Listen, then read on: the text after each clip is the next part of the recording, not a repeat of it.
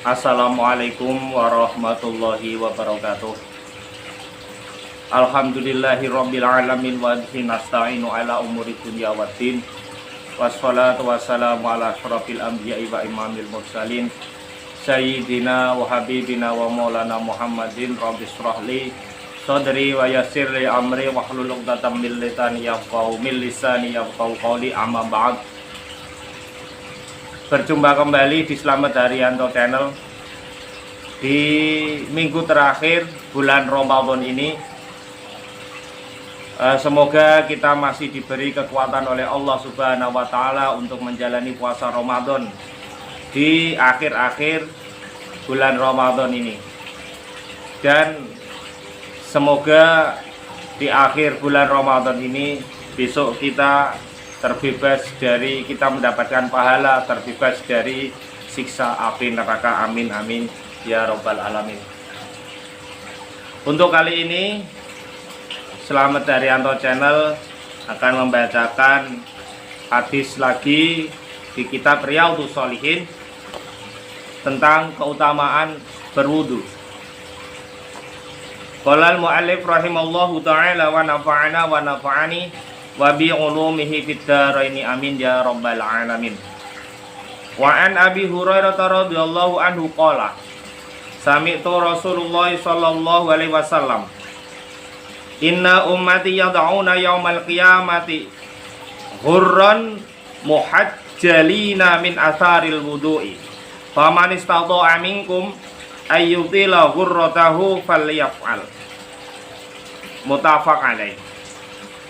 Diriwayatkan dari Abu Hurairah radhiyallahu an, ia berkata, sami'tu Rasulullah sallallahu alaihi wasallam yaqulu, saya mendengar Rasulullah sallallahu alaihi wasallam bersabda, inna ummati yad'una yaumal qiyamati, sungguh umatku akan dipanggil pada hari kiamat kelak nanti, ghurran muhajjalina min atharil wudu, yaitu dalam keadaan bercahaya di sekitar wajah, tangan dan kaki karena bekas dari wudu. Faman istata'a minkum ayyutila ghurratahu falyaf'al. Karena itu barang siapa di antara kalian sanggup melebihkan basuhan wudunya melebihi yang telah difardukan pada wajah, tangan dan kaki, maka hendaklah ia berbuat.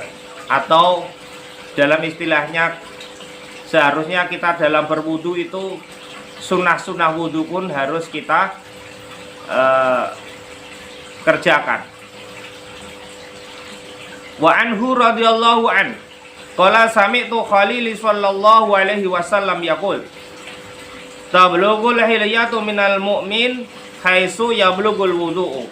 Jadi dari Abu Hurairah radhiyallahu anhu, ia berkata, saya mendengar kekasihku Rasulullah Shallallahu Alaihi Wasallam bersabda, perhiasan orang mukmin di surga itu sampai sesuai dengan sampainya wudu. Jadi tergantung perhiasan wudu, tergantung perhiasan atau ornamen-ornamen bangunan dari surga kita besok di surga kita di akhirat nanti, itu adalah tergantung dari kesempurnaan dari wudhu kita. Jadi kalau wudhu kita semakin sempurna, maka surga kita di akhirat kelak ornamennya juga akan semakin sempurna.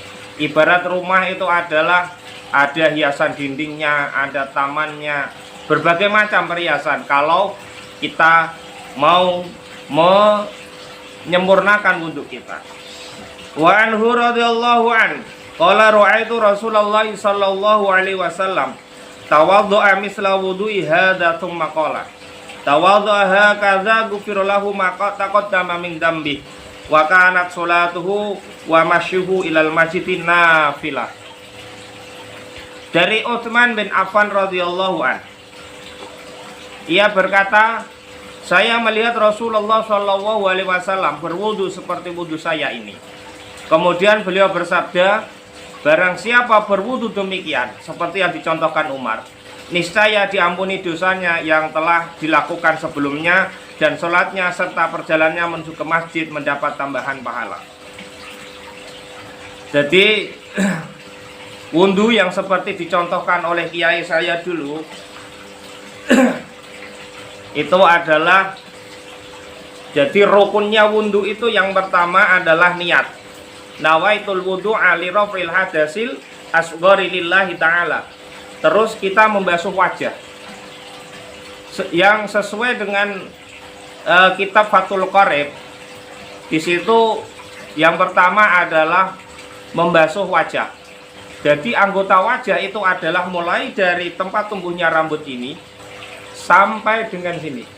Ini adalah bisa dikatakan ujung tenggorokan ataupun pangkal lidah. Ini semua anggotanya wudu. Makanya hikmah Allah itu memberikan jempol tangan kita, jempol jari ini tidak sama dengan ini, tidak sama seperti ini.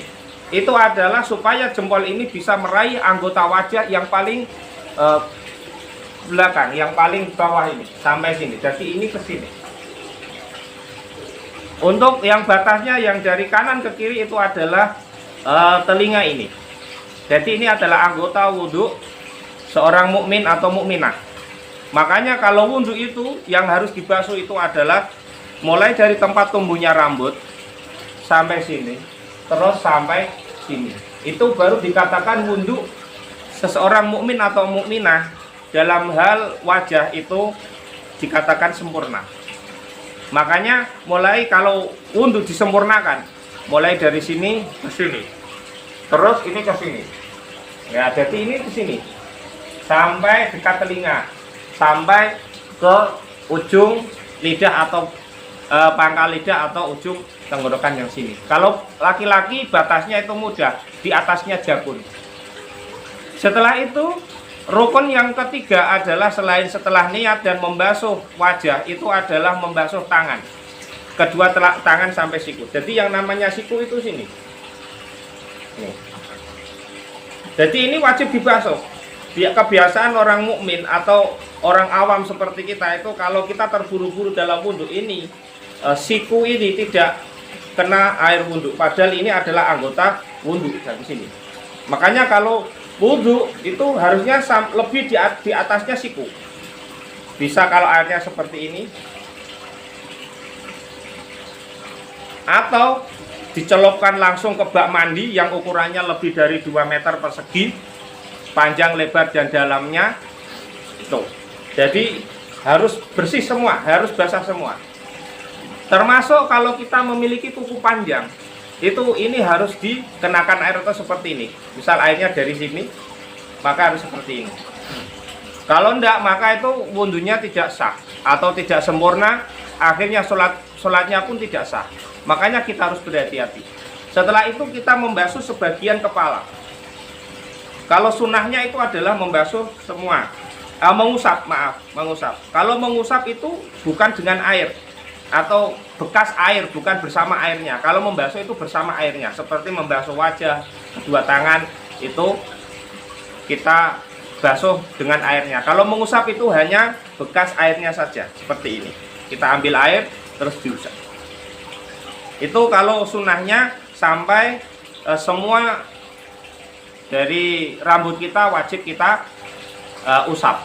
Yang kelima yaitu kaki sampai dengan mata kaki. Makanya kalau orang berwudu itu tumit, biasanya itu atau istilah Jawanya tungkak, atau dalam bahasa Indonesia ini adalah tumit, itu biasanya ada yang kering. Karena biasanya orang kalau wudu itu yang ujung saja. Padahal di situ ada batasannya adalah kaki sampai dengan mata kaki. Setelah itu tertib. Maksud dari tertib itu adalah mulai dari niat membasuh wajah, membasuh kedua telapak tangan, mengusap sebagian kepala, dan membasuh kaki sampai dengan mata kaki.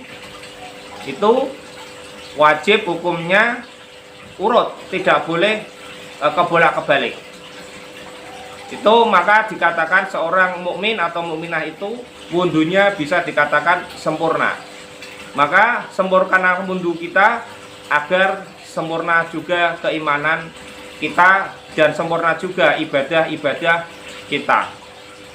Untuk itu terima kasih, semoga bermanfaat di akhir di minggu yang terakhir bulan Ramadan ini.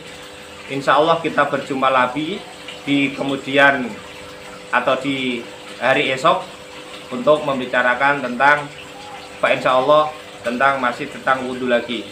Demikian dari saya, billahi taufik wal hidayah. Assalamualaikum warahmatullahi wabarakatuh.